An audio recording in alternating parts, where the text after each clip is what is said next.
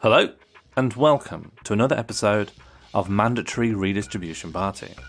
Today's episode was recorded the weekend before the Edinburgh Fringe Festival, so me and Jack spent a little while talking about the economics and exploitative underpinnings of the world's largest arts festival. We also talked about our own experiences and a little bit about comedy in general. Part of me does feel it's a little bit boohoo smallest violin for us to be complaining that our chosen profession of comedy isn't able to provide for us given literally anything else in the world that's currently happening. But equally, I think diversity in the arts is important, and if it's not possible for people who aren't independently wealthy to pursue work in the arts, then I think we're all poorer for it. So why can't maybe those non-independently wealthy people be, I don't know, me and Jack? And if your answer to that is that both me and Jack are white British men with university degrees, and that alone means we've had advantages in life that other people haven't had, and therefore there would be people who would better represent genuine and significantly diverse voices who are more deserving of that position, then yes, you are correct and I am sorry. But at the same time, if me and Jack, who are immune from almost all forms of intersectional discrimination and bigotry, can't even scratch out a living in this place, then what chance does anyone stand? So what better guinea pigs than we to go in, not succeed, and have a little bit of a moan about it online? And yes, you're welcome, we are heroes. I'm sorry, some of that felt a little bit glib. I'm just trying to have a little bit of fun at the beginning of the podcast. Please try and enjoy the episodes to the best of your abilities despite my behaviour. I'm sorry, and just enjoy the ep. Roll the ep, please, roll the ep.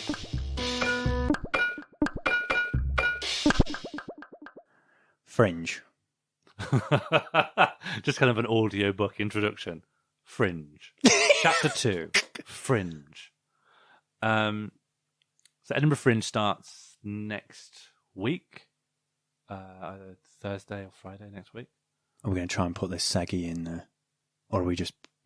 How are we introducing this? Like, when do you think this will be out to make sense to a listener? I thought when you said fringe, that word itself would be included in everything. But since then, we'd put in the episode. Okay. So I found you saying fringe.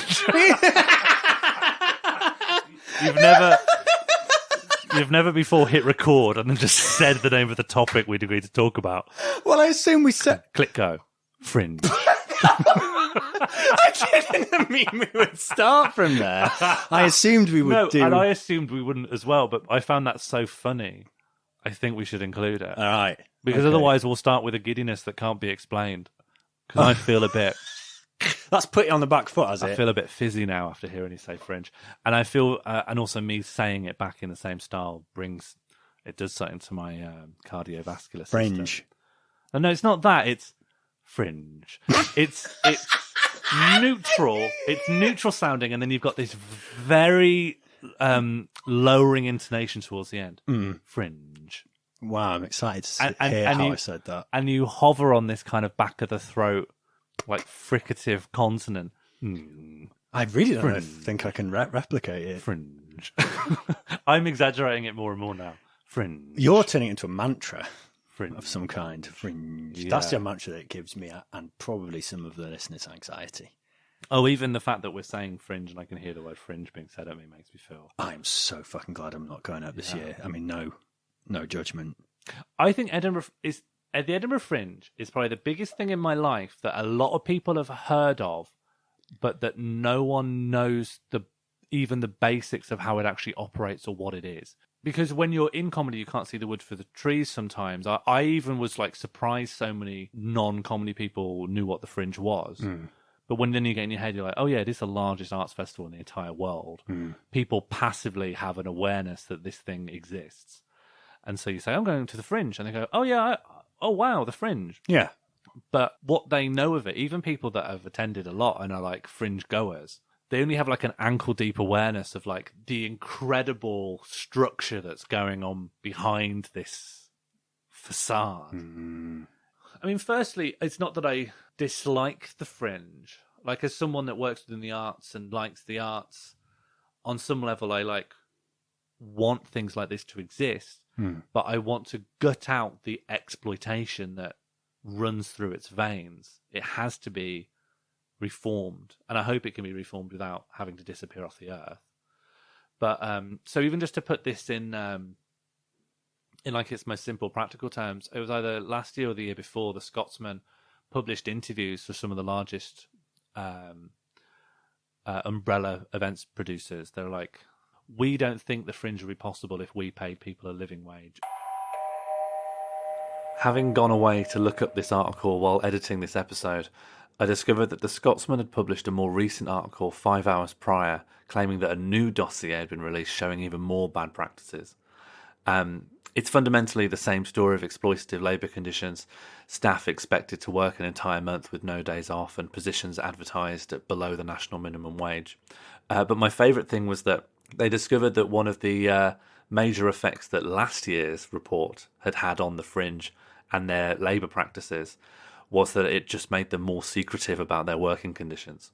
And because it's a newspaper article, it just ends with a quick, unchallenged right to reply from the director of the Pleasance, who says that actually the legacy of their programme is incredibly positive. All staff are exploited. The deals that people make with comedians, almost all of them completely blockade the idea they could come away with money. Shows costing in 5 figures to run is not uncommon. All shows cost at the very least like $1,500 or $2,000, and you are mainly trying to not lose money. Yeah, if you've that is what your aim is. If you're in a paid venue, you're paying the cheapest ones are going to be pushing $2,000, and then you'll be giving a cut to the company. Of God knows, I think it's about a third. So the people who are making money at the Fringe are the people who let out the spaces or manage the spaces that the comedians perform in. Sean, so are you suggesting that the people who make the profit are those who own the means of production? Okay. Yeah. I'm following. And so, I mean, I just guess it's just not widely understood by the punters. There's about 3 organisations. Sometimes it goes up to 4 and then one disappears and submerges, or there's another row. But there is something called the Free Fringe, which runs on much lower overheads and allows people to collect donations straight from audiences that go straight to the performer. And on the Free Fringe, or the Free Fringes, if you want to see them as like separate splintered organisations, as I know some factions within that do. Nice move. We could talk more about that in a bit. So the Free Fringe is possibly the only place where you could reliably make a profit, but also you could make absolutely nothing. You're reliant on direct donations off of people. And depending on who you get, or even how good the performance is not as important as how good you are at doing the 2-minute monologue at the end where you explain how the system works and how you want money from people. If you are good at that but have a bad show, you will make more money than someone who has got a brilliant show but isn't good at the bucket. Yeah, I think it was really hard. 2016, I found it really hard to do the bucket speech. Yeah. And you just need to, because it just sort of feels bad, even though you have given a service to people that's good and it's something you've been working on for a year. Yeah. And you're like, I think this is really good. And they've been laughing through the show and you've had a good one. Yeah, it still feels... Even you feel like you've got the confidence to do it. Yeah. You just don't know how to get your head around saying, and now take money out of your pocket and give it to me, and then that's mine now. Yeah, even though a cut of it has to go to the Free Fringe as well, even on them. But it doesn't have to. Recommended donation. It's a strange one. If you ever want to come back, you better have done that. But it's... But I had in 2014, when I was just really bad at doing it. I had a show that went quite well, and I had another comic, an Irish comic, just ran roughshod over my bucket speech and went, "No, you're doing this all wrong," like at my show, and then just took the bucket off of me and went, "Hey, that guy just did a good show. Everyone had a really good time, so just give him some money, and we should talk about notes here. We're going to give him notes." Wow. And then he, just by doing that, tripled my intake for that day. Yeah. And that, for me, was my big wake-up call of going, I'd say it's been as hard, if not harder, to learn how to just ask for money off of people. For work. Yeah. I guess that's why capitalism runs on prices. Yeah. The price is displayed up here on the wall. If I come to you and you've got to barter with me, how well this business does relies entirely on my personality. But the price being up on the wall removes that personality from it. But the fact that the Fringe works on bucket donations that the performer holds means we've kind of gone back into that barter system, where how well this does relies on how well I tell you that you should pay for it. It's even more complex than that, because they're going in. I mean, it's a complicated, weird thing, isn't it? Because it's called the Free Fringe, and it is, especially compared to the other venues, it's much cheaper. There is more of a move now to re-advertise it as pay what you want. Pay what you feel. Yeah. Which is more accurately describes what it is. But kind of the etiquette isn't like you don't. It's not like the bargaining's happening before. You give these people your labour and make them laugh. Yeah. On a good day, and then you determine the value of it afterwards. Yeah, after they've already got it. Yeah. Oh, you have eaten my melon. How much Yeah. do you think it was worth? Please give me something. I have grown it. You've received something. This is how much I think it's worth. And if you pay less than that, either it's because you don't earn very much money, and that's completely fine, or it's because you want me to feel bad or not have a nice life. Be punished by the market. It's a very hard one. The thing I've always, and this is outside of the Fringe, I've really had a hard time. I really strongly believe in pay what you want models. Oh, it's great, yeah. Or more broadly, I believe in everyone being able to access the arts. Exactly. That's why it's great. Accessibility. So pay what you want might not always be the best way to achieve that. What I want is that if you are broke, you can still come to a show. You don't become socially isolated or isolated from culture because you are broke or because you are skin or because you're on the dole or whatever. Pay what you want can be a hard one because I think a lot of people who can pay it exploit it, and then there's less money. You get punished for wanting to adopt that policy. And so you have to take a hard line on how you frame that to people to still let people in who haven't got much money, but also not get ripped off by people. I'm sure there's a name for this phenomenon, but like people who are poorer do tend to be more generous with their money and resources. Yeah, absolutely. And people who have more money and resources are more stingy with it. Yeah. And Ask so you any are taking... charity fundraiser who's worked in a town centre. The biggest bucket in proportion to the people I had in on my show last year, which was like a very lefty, it was called Work, and it was all about labour. I had a bunch of people from my Edinburgh Socialist Party in. Perfect. But they were just... It was mainly, I think, students or people in their early 20s who probably aren't making hella bank, but I have no idea about any of their incomes. I'm making an assumption. But they gave me a pretty good bucket. But there were 2 Saturdays when it was just like absolute landlord central. Yeah. I say that because there was a bit in my show where I talked about landlords, and like there were just people who were legitimately buy-to-let landlords coming to see a show, which on every level, description, title, posters, was like, this is a hard left show. Came so strange that these buy-to-let landlords feel entitled to just go into areas that aren't really for them. Very strange. You must have had a bad batch. Yeah, they didn't enjoy the content. Yeah, it's a shame because that's normally the selling point of the show. Killed the vibe a bit. and then didn't give me, but to be fair, that's like the system, they consumed the product of my labour, decided, no, don't want it, even though they sat through the whole thing. Yeah. And then just gave me fuck all money. Yeah. I don't like anything that requires people to show their proof of unemployment or like. That's sinister. I think it's sinister, but also like unemployment's one thing, but low wage can leave you in just as much of a. You can be in work and be as poor as someone who's unemployed. You can have fucking 2 0 hours jobs, 3, and be exactly. fucked. You could be working the and then Fringe. how do I get someone to prove they're low wage? What do you want? Like an annual statement? I'm not here to get evidence off of you. If you, in your head, say I'm low waged, then that's absolutely fine for me. It's embarrassing enough to get someone just to say I don't earn very much money. Well, that's why means testing's bullshit. You'd have to set up a whole bureaucracy. Means testing always ends up more expensive because you've got to set up a bureaucracy and then quantify everything in someone's life that might affect their income outgoing balance, and then make a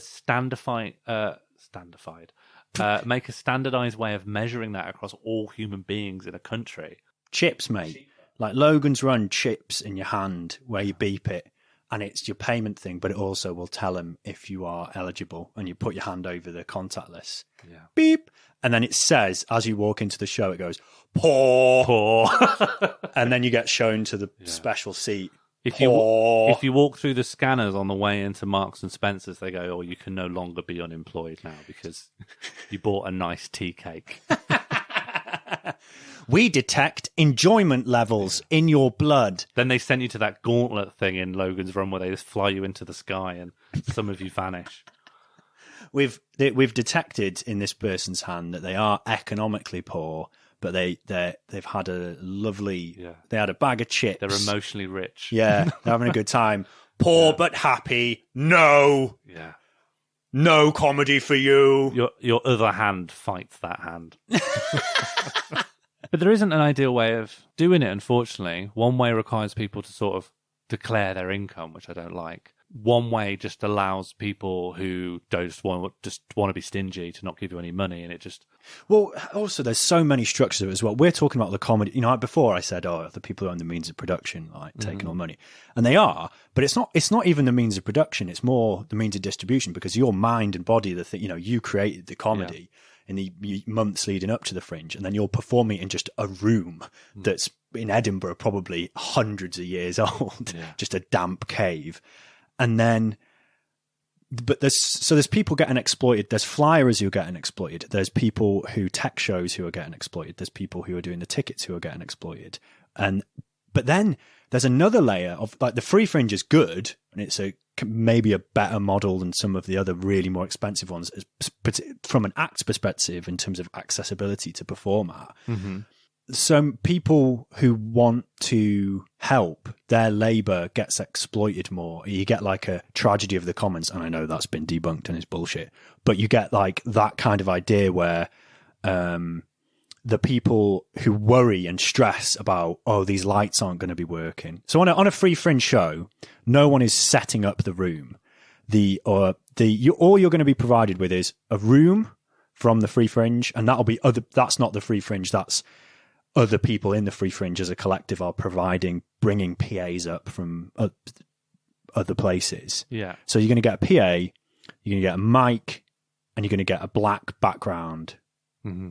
And it's probably, I'm talking about PBH, but it's probably similar on the Laughing Horse, right? I'd say that PBH might be the worst for that, especially when they had Cowgate Head under short notice and everything was full of sawdust, and that the dividers between the rooms. Oh, because you were in Cowgate, weren't you? Oh, you've dropped me. I was trying to be vague. Okay. So yeah, I was in... Oh, fuck I'll happily talk about it because I don't care. So there was... Oh, I'm not going to do PBH again. Was this 2016? It was 2016. I venue captained because no one else volunteered to do it. The floor or the whole venue? Oh, just my room. Okay. Some people were extremely nice and helpful. Hang on, can I just talk about Cowgate Headgate? Because I think it's a cracking story. Oh, go on. Contextualise, yeah. So in 2016, PBH Free Fringe, which stands for Peter Buckley Hill.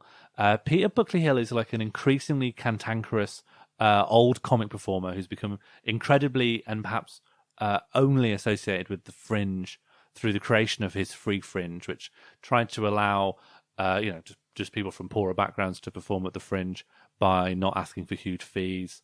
The trade-off is that you are sort of performing in random rooms, and their very expansionist philosophy means there are always venues and areas entering into their production format that are in bizarre locations, wildly inaccessible. I had someone fall down the grade 2 listed steps into one of my shows and sprain their ankle. Like, that's the kind of place we're talking about. And they had to travel really far outside of the Fringe in order to have that experience. And there's turf wars there's multiple free fringes. Yeah. So there's the two main, there's PBH, who's the original big boy. Yeah. And then there's Laughing Alex Horse. Petty with Laughing Horse. Is that called Free Festival? There's a copy. It might be. So I believe that they both originally worked together. But then there was some, I don't know what this rift was about, but there was some fundamental difference. And PBH has taken this into his heart as a nugget of hatred that has only grown stronger year after year.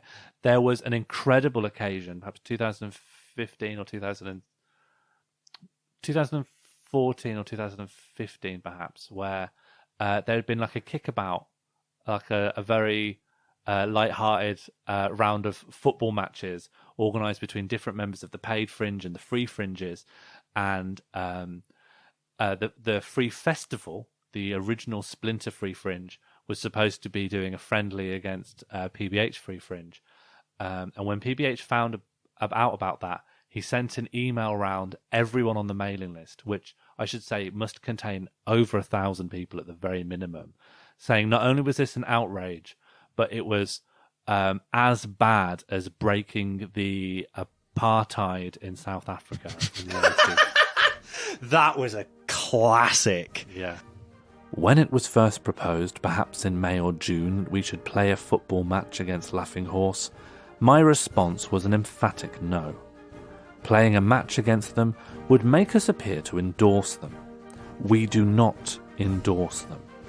Their tactic throughout has been to confuse the public into thinking that their shows are our shows. Their programme causes significant damage to ours by putting on shows without quality control and therefore encouraging the public to think that free shows are worse than paid shows. I will not go further into the many reasons why we should have no truck with them. By playing them at football, we would acknowledge them as somehow an equal and legitimate force. We do not acknowledge them as that. They are, I believe, the biggest threat to the free movement at the Fringe. Instead, it was proposed that we should challenge the Comedy Festival, Pleasance, Gilded Balloon, Assembly, Just the Tonic, who in comedy are our artistic equals, and as a combination are about our size. The match was duly advertised. I now learn, via Facebook, that tomorrow's match is, despite anything, against Laughing Horse. This has happened behind my back. I was not told of this. I believed that we were playing the Comedy Festival. I feel hurt and betrayed by this. I have been told an incorrect version of events to mask the fact that a match is taking place, which is precisely the one I said ought not to take place. I had even considered investigating the price of a football kit and considered using our very scarce resources to ensure our team was smartly turned out. I am glad this came to nothing. There are many good reasons why we should not acknowledge Laughing Horse. When South Africa had apartheid, the world shut off sporting connections with South Africa. I feel the same ethic should apply here. I shall not be going to this match. I do not endorse it. If I am told any more untruths, now would be the time to bring them to my attention. Regards, PBH. And there's so many other ones, like in the rules that you have to sign up in a contract if you engage with them, you are forbidden explicitly from doing anything with Laughing Horse. The I don't know if they're referred to by name or some like I think it's just other the traitors, it's just like other free fringes, and it's like other is in bold and underlined. Yeah, and then the free fringes in like quote marks because they aren't the one true ring. But and we're not exaggerating this. This is done in the same level of like pompous granddad style anger. It is really over the top. Have I told you about the time he told me to fuck off? He has told everyone to fuck off at some point. So what did you do to him? I was flying for me, Jane Edwards, and Liam Pickford had like a compilation show. Yeah, I remember first this show one, from yeah. 8 years ago. And What was it called? It had a good name. Tiny Poseidon's Erotic Meat Trifle. Yeah, that was it. So we were flying. I was flying outside the horrible, horrible venue that it was just a curtain was put up in the middle of a very loud bar. Yeah, that they would put. It seemed to be they would put sports on all the time, but what I didn't understand is what sport was on in August. But anyway, Lacrosse. Something they would turn louder during. I remember watching Jane, and then the TV going louder because Jane was obviously they didn't interrupting the sport. Interrupting the sport. It was, and trucks were going past because it was too hot, and the doors were opening straight onto the street. It was bleak. But I was flying, and he's got loads of rules about flying. Like, you can't just give out your flyer; you have to give out the free Fringe booklet with your thing, and then you have to like flyer for that. Which, you know, again, there's a seed of some logic there of like, oh, we're all helping each other because if we give out the booklet, there's a seed of something good there. But the way it's executed is totally bizarre. I flyed him, knowing who he was. He's very distinctive. He looks like an apocalyptic Dumbledore. And I've made a Harry Potter reference. I feel read another book. Put me. Just take me out the back and shoot me now. I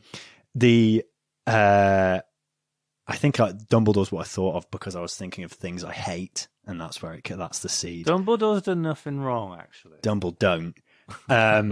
So I go, free comedy or something to him as like a, this is clearly the man know who you are, invented the free Fringe. It would be an amusing thing for a comedian at a comedy festival to, maybe a million people have done it. I don't know. I was young. Probably I was a fool. But yeah. Right. It's not a heinous offence, He stopped in his tracks, looked me up and down like I was a tiny nugget of shit, a winnet from the most rancid mountain goat. An owl pellet. He fucking just slow, deep loathing, building up. And then when he reached my eyes, he said, "Fuck off!"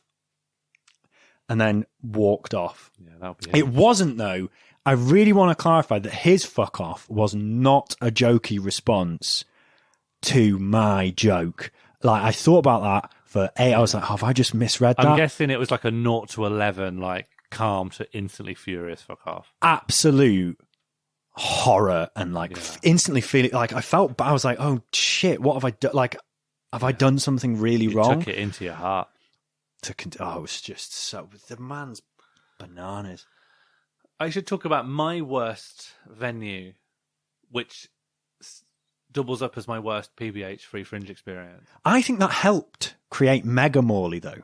Something happened with that experience. Like, you've always been good, and we've always been friends, but something happened after that Fringe that unlocked Mega Morley. Yeah, I think I was a lump of coal that got crushed into a gemstone on that August.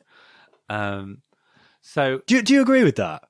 I say 2015 is when I got good, or the end of 2014 after I did that Fringe. Right. That's like when I got good at comedy, was after I had that hideous experience. But I don't think it was because of the marquee that I was talking about. I think it was because of the... I forgot it's a marquee! Yeah, it's a marquee. In my head, it's a smoking area. In my head, it's like 2014, the year Sean did a Fringe in a smoking area. Let me tell the story. Marquee. So I already mentioned that I had that venue that you had to go into like a converted beer cellar, and the steps were like ancient and not uniform and sloped. None of the steps themselves provided a horizontal surface to the foot. You have to answer a riddle from a goblin to pass through the steps. And it was like, there's an area which is the Fringe, and you just walk outside of it to get to this venue. So that's where I was, and that was like my first full run, and I had a really honkingly miserable time. And then I had asked in my feedback, could I be somewhere else, perhaps somewhere closer to the Fringe? And they said, we'll take that into account, and we've given you this area in a new Ibis hotel. I thought, okay, it'll be like one of those, because like Space UK have those really sterile converted hotel rooms. Right. I thought it'll be one of those. I can make that work. It's inside, it'll probably have air conditioning if it's a hotel. And then I turn up and I'm already there. I've spent all my money. I've got accommodation. I've got flyers. Everything's already go. I can't go up to Edinburgh to see a thing and come back. I don't have the time or resources to do that. And they say it doesn't exist anyway. It'll be made up how it will be before the Fringe. You cannot see this venue ahead of time. It's abstract. And so I go up, and it is a small marquee style tent. Like it's an awning on sticks. That is outside the restaurant. And I say, what is this? And go, well, stick a speaker in there. You can talk in this. There's like 3 walls, and then it just faces out into what is a public thoroughfare.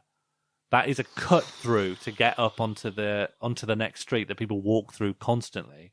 But what's more is the manager of the Ibis Hotel, the same person who's agreed to use this as a venue for the Fringe. It is also their official designated smoking area, which means that everyone at that hotel or anyone dining at the associated restaurant legally is not allowed to smoke anywhere but inside my show. So it's not just a smoking area, it's the smoke zone. Yeah, you can't smoke anywhere else. That is where you have to smoke, like legally. And that's why it's only got 3 walls as well. If they gave it a 4th wall, people couldn't smoke in there. Yeah. So people are walking into my show, which, by the way, has like 20 seats. It's not a big room. So the addition of a person walking in and lighting up is incredibly distracting. It's like part of this like architectural corridor. The wind blows in. The smoke does not ventilate out. The smoke is blown by the ambient wind flow in the thoroughfare into the venue. This show definitely reduced your lifespan. This show absolutely destroyed me, to the point where I just asked all my flyers to stop. I don't want people to come. I'll come and tell people it's cancelled on a daily basis. It made me so sad. It made me so sad that I didn't perform at the Fringe again for 3 years. Fucking That's how bad it was. Like it I think it set my mental health back and my lifespan back. Like genuinely, I think it made me so messed up that it hurt my mental health, and that also hurt my just normal health. And I will die sooner because of that month. But you know what, buddy? The flyers you paid for got some people in. And they bought a couple of pints from that Ibis Hotel bar. Yeah, you're right. And that's the circle of life. Yeah, helped GDP. Yeah. So that's the nitrogen one cycle. One for nothing. And so, fast forwarding now to 2016, a new but incredibly short-lived Free Fringe started up. Another splinter group, I think. I have no idea where they came from. Oh no, it was. It was people who made an ultimatum to PBH, and they did so very reasonably by saying, everything, the whole way the system works is so opaque that if you were suddenly to die tomorrow, this organisation would have to stop. No one knows the logins for anything. No one can access vital information. So we're not asking you to lose any of your powers or responsibilities, but could you appoint some people who would be able to even access to these things? Sean, whoa. And then it kicked them all off of the committee. Hold your horses, buddy. Because the PBH... Free Fringe is all about the collective and the socialist spirit and togetherness, and it's only possible through the collective action of everyone. I think it's maybe taking up the socialist mantle of the... Mao. I was going to say the Politburo and erasing people from photographs who have turned out not to agree with your 5-year plan. So fast forward... We're in 2016. We're already just fast forward to where we already are, which is 3 years ago. There's a splinter group. It's sponsored by a pizza company, La Favorita Free Festival, and they have claimed they now have ownership of Cowgate Head. Cowgate Head is a very bizarre and very unwelcoming and very grotty storage facility or something. You wouldn't store anything in there because it would just either inexplicably be destroyed by damp or a fire where no one could escape. I don't know what this place functions as outside of the Fringe, but Cowgate Head crime is turned into about 12 to 16 real dog shit venues. And And so by taking it off of PBH, this new free festival actually scored quite a big blow off of the traditional free fringes and then picked up loads of venues very quickly. Then there was this real, I don't know if it was June or July, it was very close to August. And remember, people are doing fringe prep from like January sometimes. So like you need to get everything, because there are deadlines and schedules and programs. Everything needs to be sorted much, much earlier in the year. And then at one point, PBH said, no, I have control of Cowgate Head now. And they went, well, how can you? Because the other people who are doing this new free festival have registered with the programs. They spent hundreds of pounds. He didn't even say now. He let them and then said, give all these acts. He let them give these acts the venues. He let them.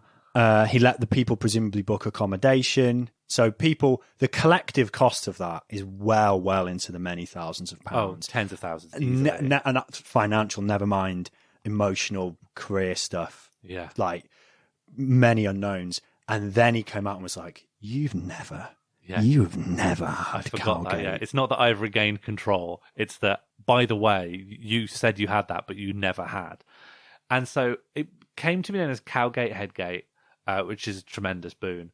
And the story of it is confused, and I don't know much of it, but essentially that venue is owned by a dubious Scottish family, each of whom on the male line always name their son the same name as them. So there are 3 men, each of a different generation, but each have the exact same name. And different people have been emailing different ones. And one of them that was out of the loop, who didn't think Cowgate Head was being used for anything, said, yeah, you could use that. But technically, only the most senior patriarch of this family had the rights to say who owns it and who didn't. And it had always been promised to PBH. So PBH knew that he could gazump their claim to it by talking to a more senior man with the same name. And I remember Cowgate Head that year was in one of the worst states it's ever been in, because imagine just you're in like a big warehouse, and what separates one show from another show in this warehouse is just a small sheet of plywood that doesn't even like go to the ceiling. So if you've got like, let's say, a loud show, they never take into account like what shows will be loud or what shows will be quiet. You could have a big improv show where everyone's like shouting over each other, everyone's shouting suggestions, and you could be doing quite a melancholic, quiet, intimate spoken word show right next to it, like feet away from it, and your show will be destroyed, and you are there for a month. But circling way back to when I started talking about the problems of labour in the free fringe, basically a hard core of people, I suspect the people who have anxiety about shit and are stressing, will make sure, because I was in Cowgate Head 2016. I think this thing might have been 2015 because I was in it on PBH and there was no controversy in 2016. So I was in it. Other thing about that venue I've just remembered, they put a massive speaker outside the bar blasting into Cowgate, which is, I think, there every year. And the Cowgate, if you know Edinburgh, it's a street with buildings, right up both sides. So this speaker would blast music into the street that would then bounce off the walls on the other side back into the venue. So you would get sound, but if you were trying to do anything, if you had like a poignant moment in your show where you needed to pause, all you're going to get is like just, you couldn't build any tension at all. So I know this is a stand-up show, we've had a lot of fun, but I just want to get serious for a minute. I want to share what the show's really about. For the next scene, we need a location. Can we get a suggestion for a location? It's called Impressing Uncle Pete. And I've told you a few funny tales about me, my Uncle Pete. Thank you, toilet. But Uncle Pete isn't real. He never was. Uncle Pete is a figment of my imagination. I conjured during a traumatic under-12s five-a-side game. A big lad kicked a ball into my head, toppling me into the mud. I looked over to where the parents stood and saw the big lad's dad just pointing and laughing at me. My dad wasn't there. My dad was in Ladbrokes. That's when I first saw Uncle Pete. Let's That's when he Let's changed. improv. That's when he changed my life. Excuse me, you there in the next cubicle. I'm sorry, is that distracting anyone? I have toilet paper. I don't suppose you could pass some over. This is just really, it means a lot to me. I've worked on this show for 9 months, and I've really worked on it for my whole life. Hitler. I've been thinking about it. Yes, I wish Uncle Pete would I come here have and just also turn been that, cool, but I am Captain America. just turn that fucking and I am music out off of toilet paper. and let improv. You've got to go. I'm not just. You don't have to put anything in the bucket. I'm sorry. I'm sorry for what I've done. I should be doing comment. I'm going home.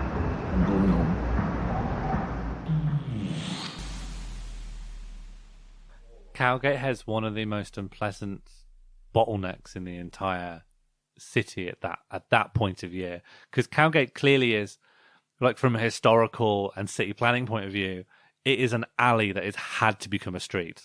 It's had to somehow function as a street. But clearly, I mean, just from the name Cowgate Head, it was just a place for farm herders to walk like livestock through. It's this tiny little street that now cars are constantly having to battle against pedestrians against. And the entrance to Cowgate Head is right over pedestrianised bridges above you. And so rainwater and like mossy water is constantly dripping down. Oh, fuck. It's really bad. I feel sick just talking it's like about proper it. Vietnam flashback stuff. And the other way in which it's exploitative is that what you are told the rewards are of going to Edinburgh exploits people in the same way that the lottery exploits hopeless people. It's very much a lottery thing of you could, and there's absolutely no reason to believe that you would, come away with this with some contract or some deal, or you win an award. But unlike the lottery, no one's pretending it's based on luck. And no one's pretending it's not based on pre-existing contacts that you have before the Fringe in the first place. Like, the Fringe, I'm not saying that the Fringe is completely locked down, closed shop, because there have been breakout successes from people who weren't like mega connected or weren't John Cleese's daughter. But they are a rarity to the point that when they happen, I'm like, oh, wow, there was one instance of the American dream actually making sense. But that's against the backdrop of just loads of people going along the trajectory that realistically they always were going to. Like, to put it another way, almost all major publications print what the best shows of the Fringe are before the Fringe even started. So the idea that the Fringe is a place you go to find out what the year's culture is or find out who the new voices are, well, how can that possibly be the case if you're expected to already be in Time Out magazine before the Fringe has even begun? The BBC even decide who the picks of the Fringe are. The picks of the Fringe have to be decided at the Fringe because there are people there who are poor or don't know how to do PR. And PR, again, it's paying someone who already has lots of contacts. It's paying just for someone's Rolodex. They can't make a better press release than you can. I mean, sometimes they can if you're dog shit at making a press release. The only obstacle between you and a good press release is how much you're willing to give completely unqualified praise to yourself. But what you're paying for with a lot of people is, oh, I already know someone at The Guardian, and you don't. So if you want to know them or have me email them, that's at least £1,000, at the very least. It's a microcosm of some of the worst aspects of capitalism.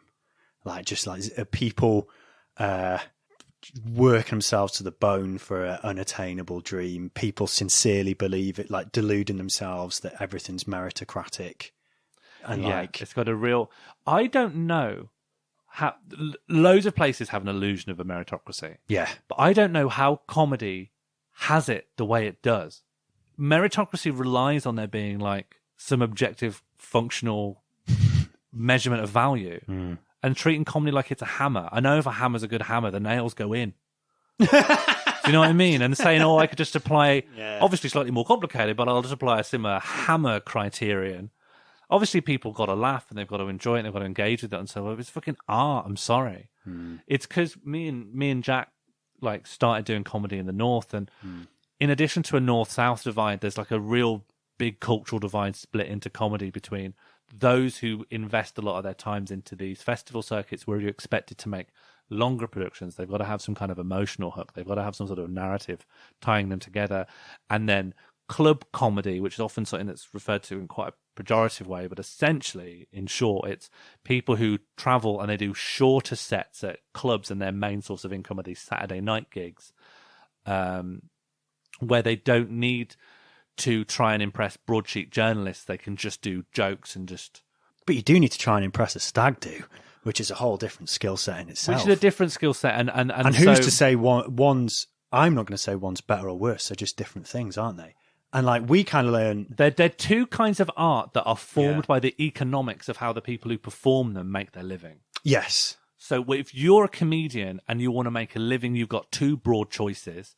Throw your lot in with these festivals, or you want to impress a bunch of promoters all down the country, and you want to make whatever kind of people turn up to their club laugh, and that turns you into a different kind of comedian. And there's like this real tribalistic rivalry between the two, and people can move and have moved or straddled between the two, but that dichotomy does seem to... It exists and it is meaningful. So I think it's like a real thing. There's lots of people say, I don't see the difference, but I think there is. Because you can't learn comedy, you can't practice comedy in your bedroom. You can only learn it by doing it. Mm-hmm. So you have to learn comedy on stage, and the stage you're performing on has a feedback loop into the type of comedy you do. Yeah. So me and Sean tend to be... would be put on the weirder or more alternative spectrum of things. But we learned to do that in clubs where that isn't necessarily what the audience is expecting. Whether or not, however we feel about it, mine and Jack's comedy career was forged in the northern club comedy circuit. It might not be where we're drawing our income from now, but that's where we learnt to do comedy. Yeah. So the people who get really good on the clubs and they just do the clubs, they tighten up their set and they get a really, really good tight 20. Some of them keep doing that 20 for years. A lot of the best ones obviously don't, but they're always applying the same skills, and they've like learned how to play that instrument, that ever-changing instrument of that audience. They know how to play those weekend audiences, you know, of stags, like quite a hostile thing, and they've honed their craft. And a lot of what it's based on is laugh rate, reliable laugh rate. You will be booked on the basis of that one criteria. Are you funny? I'm the promoter. I've only got, and I do this as a job. I might run a bunch of gigs. So all I'm really doing is keeping an ear out for the audience. Can I hear them laughing? I did. You'll come back again in 6 months' time. Yeah. Whereas in the Fringe, not only can you not hone this one thing over a decade, you have to be pumping out a new hour every year. So the idea that you could hone one thing to perfection is out of the window. It's like you're just putting another coin in the pinball machine and then seeing how it bounces around the festival circuit. Might pick up a nomination for something here, might pick up something else. Oh, a broadsheet person said something broadly lukewarm, but if I just cut out one clause in that sentence, it sounds a lot more positive than it is. That's the game you're playing, and it's such a different game, and it's way more of a lottery. Club comedy is a lot more like, I don't mean this in a derogatory way, like it's less of an artistic pursuit, but it's a bit more tradesman-like in that I have my clients, I create the professional... Artistic? No, I'm saying, I'm not trying to imply that it's less of an artistic pursuit, but the way that you make your money is similar to how a tradesperson would, in that I have my clients who regularly have shipments or whatever they need, and I will reliably give them the good I create. And I have a professional relationship, and they order from me on a regular basis, and I can balance my books on how many clients I have on a regular basis. When you do the festival circuit, you're playing two things. One is I have audiences who come to me in these different festivals. I have a fan base. I think one of the big distinctions, I think, is that from what I've noticed, your main thing is that you make these links with these promoters. You're not marketing yourself directly to the audience. But at a festival, you have to market yourself directly to punters. While also trying to catch the eye of any reviewers or anything that makes you seem good or legitimized to God knows who, the onanistic Ouroboros of the comedy industry. So it's not just, so both the business model's different and the type and nature of the content you're creating is different. And going back to the reason I brought it all up is that compared to club comedy, I did a good service for you. Please buy that service off me again in 6 months.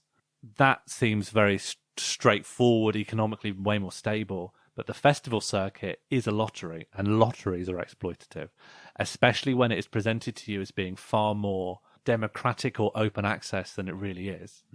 When in fact there are loads of people going up who everyone could scan an eye over and going, you will get nothing from this. This is rinsing you of a significant amount of money in your life. And I'm talking about people who genuinely, it could fuck up their life. Like, their life can be set back by this. You've invested all of this in. Your life was set back by it. My life was genuinely set back by it, yeah.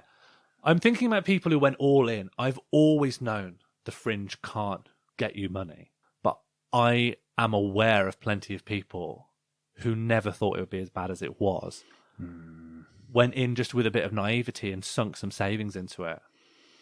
Fuck. And that obviously fucks you. Yeah. I've always gone, invest as little as I can so I can't tank all my savings, and then take what meager amount I can draw from it. And I've done the Fringe maybe 5 or 6 times total. And I'm just now being able to come away with profit.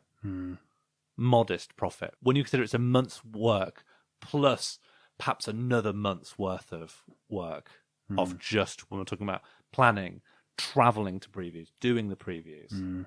It's incredible that it's the largest arts festival in the world, but also within comedy, you still sort of have to do it. You can't not do it. And I'm not saying it's like FOMO. I'm saying that if you actually ever wanted to be part of a broadcast media or get an agent, and you don't live in London, you have to go out to the place where you know there will reliably be at least once a year. Otherwise, you'll never make the professional contacts to move up into another stage of the career. Fuck. There's something Victorian and archaic about the way the whole thing works, that you need to go and like actually destroy yourself or risk bankruptcy on an annual basis to work in the arts. And that's why the Fringe is full of incredibly rich people who will do it on a whim. The Fringe is chock-a-block with vanity projects. And I know people who work in the arts actually rely on these upper middle class vanity projects for people who have theatrical related skills actually to get bread on the table. Yeah, if you're a lighting rigger or something, or a tech, you need someone with more money than sense to be putting something on. Trickle down. That's actually a little bit of trickle down for you there. Trickle down describes a lot of it describes that economics, and also Cowgate Head. Something's always trickling on you. In Edinburgh, you're being trickled on constantly. If it's not raining, there's a new fire. Edinburgh catches fire every August because a lot of old wiring is put into ancient buildings. Starts again next week. I can't wait. Good luck, mate.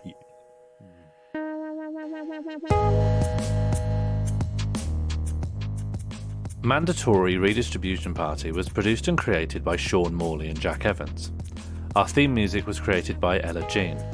Additional music was created by Sean Morley, with the exception of John Philip Sousa's The Charlatan March, which was produced and recorded by the American Marine Band in 2016. If you'd be willing to help our podcast out with likes, subscriptions, reviews, recommendations, that all goes a long way to helping us out and helping more people find out about it. If you're not willing to do any of that, feel free to go on a massive rant online about how much you hate it. It all feeds into the algorithm. Thank you, and good night.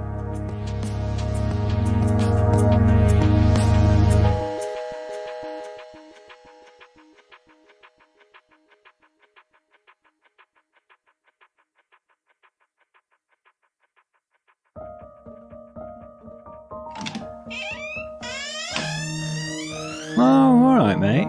So Sean's done the outro there, but because he's a modest egg, and maybe because the thought of using this radical left podcast to promote his work made him feel icky, he failed to promote his own 2019 Edinburgh Fringe show. So I'm unilaterally sticking this on the end. Sean's show is called Soon I Will Be Dead and My Bones Will Be Free to Wreak Havoc Upon the Earth Once More. Yeah, right, you're on board straight away. You can find Sean's show every day, 3:20 at The Hive, from August 1st to August 25th, except on the 7th and the 21st. Sean's live solo shows are absurd and intelligent and weird and great, and this one's an absolute banger. And it's got bones. Obviously, I would recommend it because we do a podcast together and he is my friend. But if you're like listening to this, like you got right to the end of this, you'll probably agree with me. Imagine if I just put this on to tell you to not go and see it. Just like hashtag sabotage Morley. Every episode I just undermine my friend. Is that what you want? To balance out this, please also check out Fair Fringe, the campaign to improve the wages and working conditions of fringe workers. Right, I'm off. Have a good one. Top lads, top times. Cheers.